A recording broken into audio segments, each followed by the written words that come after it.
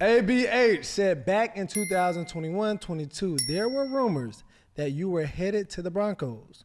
As a Broncos fan and a Cam fan, this was a letdown when it did not come true.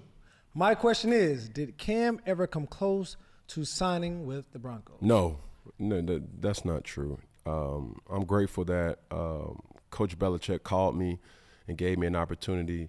Hence, 82 nights, or what is it, 42? 86 nights? 86 nights? That's future.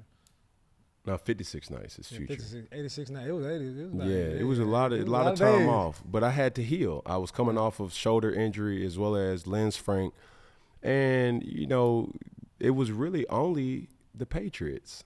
I was going to ask you, I'm like, what other teams was called, or was it warm anywhere? So take you back.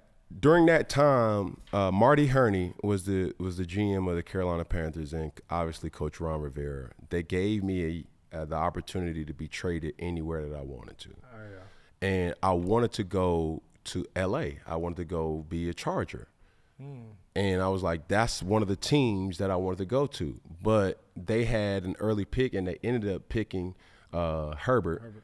And they also had a veteran in Tyrod. So I wanted to go to a situation that I could compete for a starting role, and that was a little murky because they were high on Tyrod. Call it what you want, but the situation was I respect Tyrod for a good player that he is. And I wanted to go to Miami. Miami didn't have Tua, so they had Fitzpatrick. So those were situations that I wanted to go. They didn't want me. And it just worked out that I went to New England with weeks before the season actually started. But when you find a team like that, though, when you say, like, I wanted to go to L.A. or I wanted to go to Miami, is it any way that you tell my agent or they make a call and like, hey, Cam's interested in going if you have it? Is it like they reach out it went down inquire? like that. They didn't want me, though. Okay. Sad. Both of the teams you're saying? Yeah. The Miami, we were very clear, and Marty – did as much as he could, and it was no right way to handle a team's forefather, so to speak. So they tried, they reached out on my behalf, but they didn't want. Because the Seahawks was something too, right? Huh? Was the Seahawks? It was. That was Pete Carroll reached out to me after the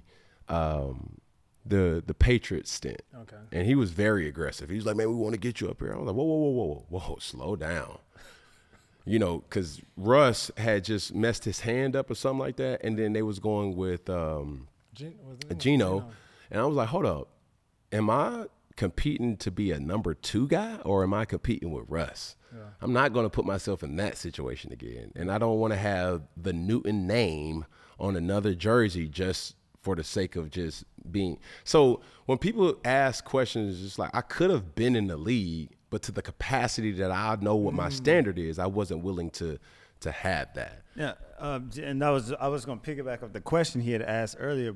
So, because I kind of don't understand, when you're done with your contract or something of the sort, you don't always have the availability to go to any team that wants you. Like your team chooses where you. When you're on contract.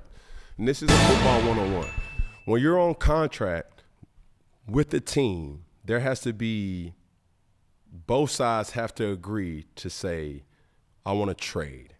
Can you trade me to this team? This is a perfect fit for me. Reach out to them on my behalf, and make it happen. I'll give you an example. Matthew Stafford. Mm-hmm. A good situation for him was, hey, I want to go to the Los Angeles Rams. Trade me there, right? They had a mutual agreement from Detroit Lions as well as the Los Angeles Rams to say, hey, that's a good deal for us. So it has to be good for both parties. And it's not always the case when it's one person that wants something versus the other person wanting it too. So that's really what it comes down to. Now, you can get released, and now you're able to go wherever the hell you want to. Yeah. Prime example, Ezekiel Elliott just signed with the Los Angeles Chargers. Yeah.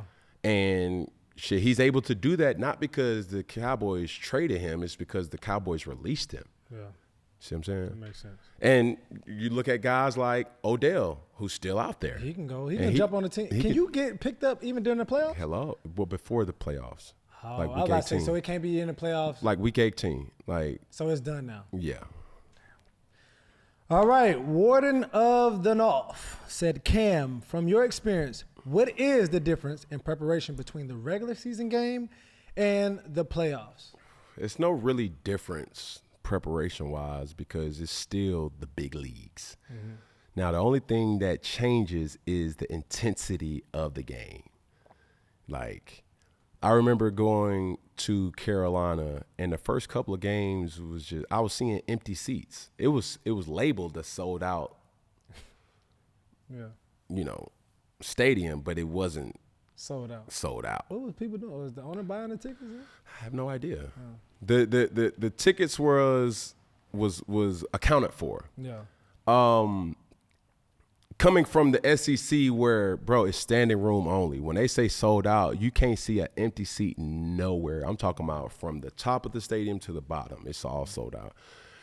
In the playoffs, that's the intensity. Motherfuckers, it means something. Yeah. And it sounds like it. So, yeah, home field advantage matters until – that home team is down, and now you take the crowd out of it. But if the crowd's in it, man, it's gonna make it hard for anybody to work effectively in those circumstances.